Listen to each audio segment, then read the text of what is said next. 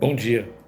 Faz tempo que eu não faço vídeo e não tenho trabalhado com vídeos, tenho escrito mais e colocado no nosso grupo da igreja.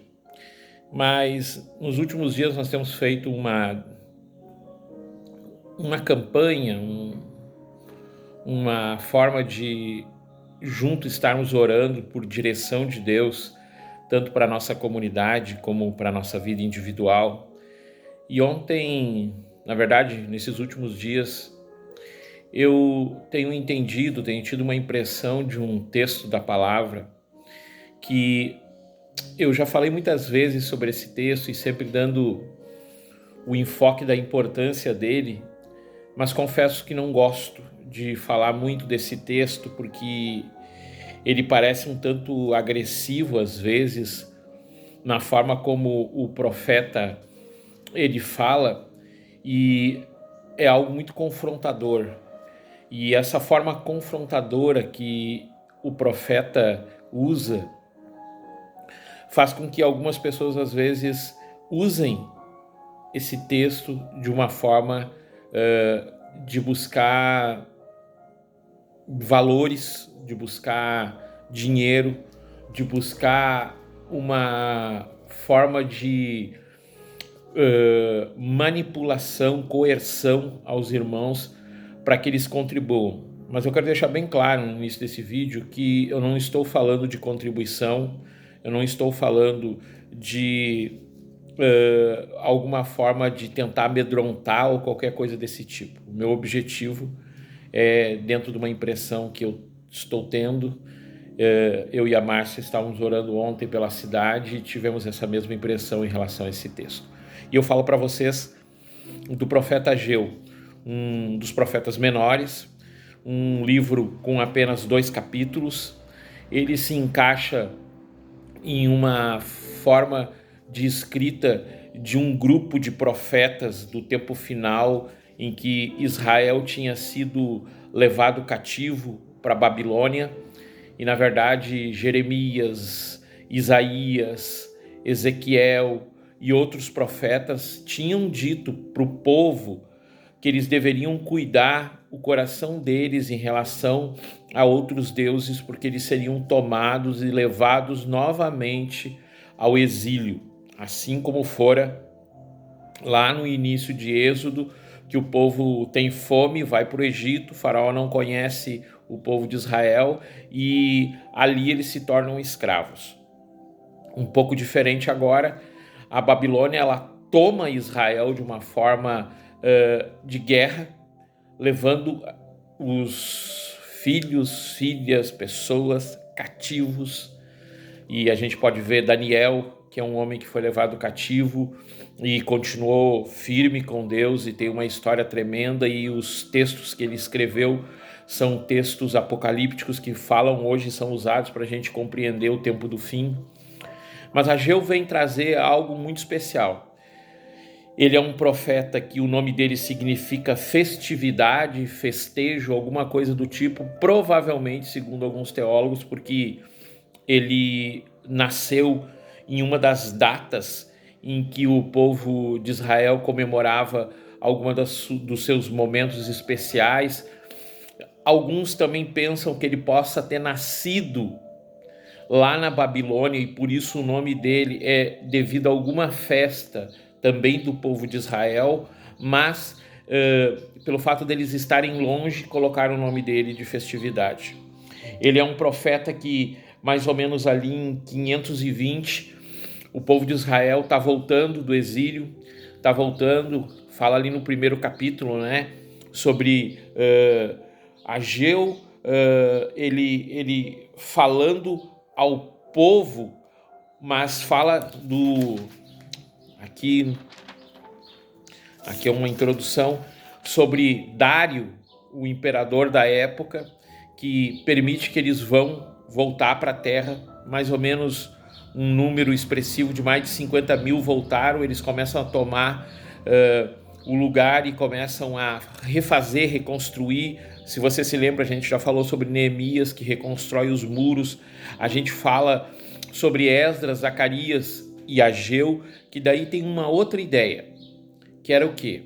Que o povo, ele tinha ido para Israel e estava reconstruindo a sua vida.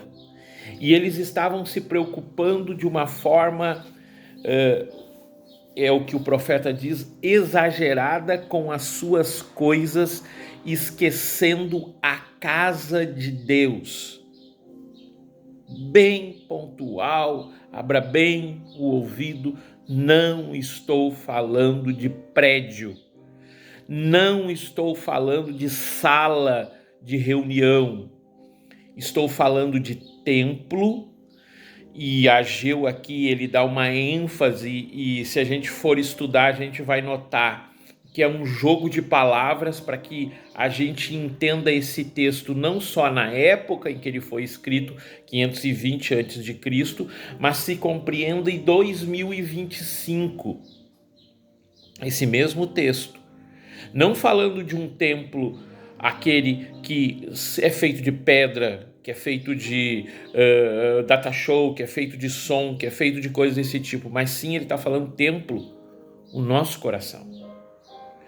E ele exorta no capítulo 1 dizendo assim, agora sim diz o Senhor dos Exércitos, vejam aonde os seus caminhos estão lhe levando.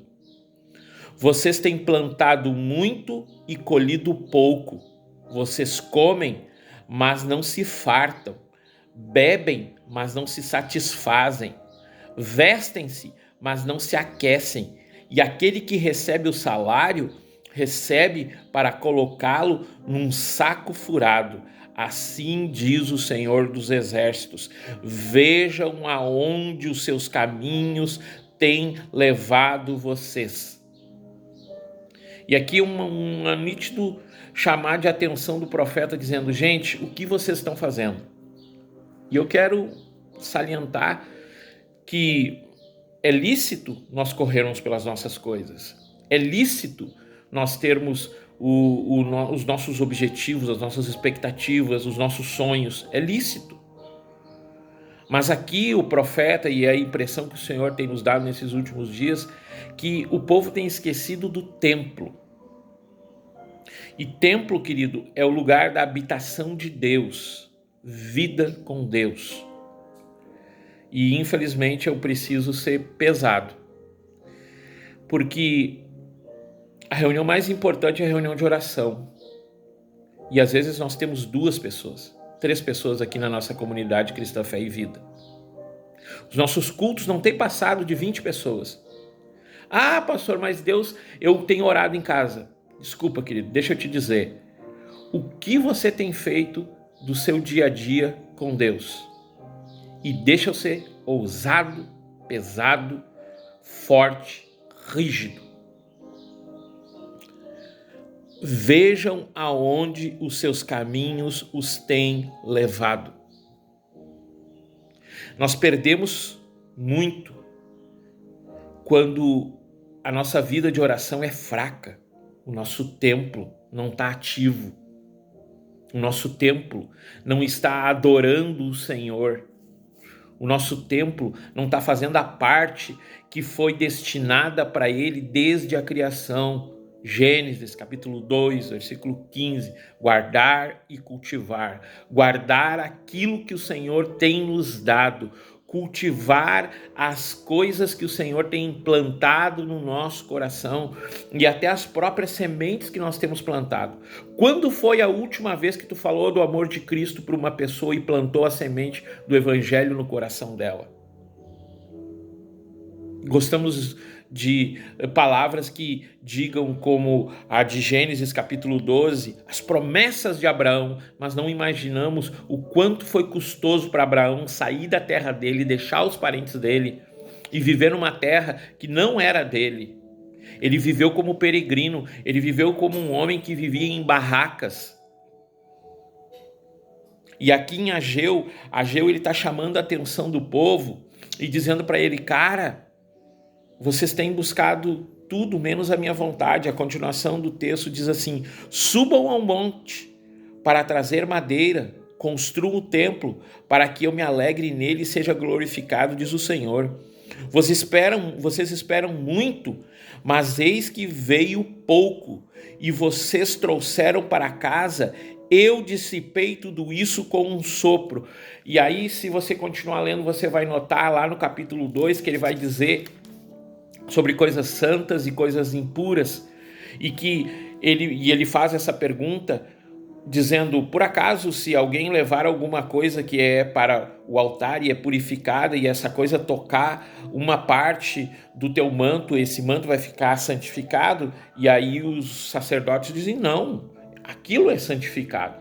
Mas se da mesma forma qualquer coisa impura tocar a face, tocar alguma pessoa, porque ele está falando ali de animais mortos, uma questão da lei, não quero entrar nesse mérito, e ele diz assim: não, tudo fica impuro. Querido, deixa eu te dizer, se você pecou, você tem que se arrepender de coração, e arrependimento verdadeiro é não repetir o erro. Pois então significa o seguinte: tudo que você tem tocado, se você não tem se arrependido de verdade, tem se tornado impuro. E por isso que nós temos buscado tanto e não temos alcançado nada. Trabalhamos e parece que nós colocamos um saco furado. Por isso muitas coisas não têm dado certo. Por quê? Porque nós não temos ido e reconstruído o templo de Deus nas nossas vidas. É tempo de reconstrução do templo. E para reconstruir o templo, eu remeto a 3 coisas importantes. Primeiro delas, a lei, a escritura, a palavra de Deus.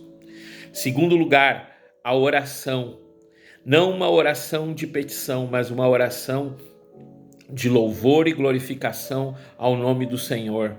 E em terceiro lugar, a comunhão com os irmãos. Isso é necessário. Isso é necessário. Pastor, mas eu estou bem, estou orando em casa. Cara, não adianta. É o contato uns com os outros que vai nos fazer crescer como pessoas que estão dentro de uma comunidade. Isso é uma palavra específica que eu estou dando. Então eu quero deixar bem claro, queridos. Vamos ler Ageu, mas vamos agir no que esse texto está dizendo. Um arrependimento verdadeiro. Daqui a pouco, as coisas não estão dando certo e nós botamos a culpa no pastor.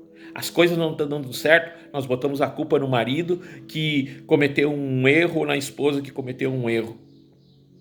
Mas vamos fazer diferente. Vamos colocar a mão no coração e dizer assim: a começar em mim, que eu possa ser alguém parecido com Cristo Jesus.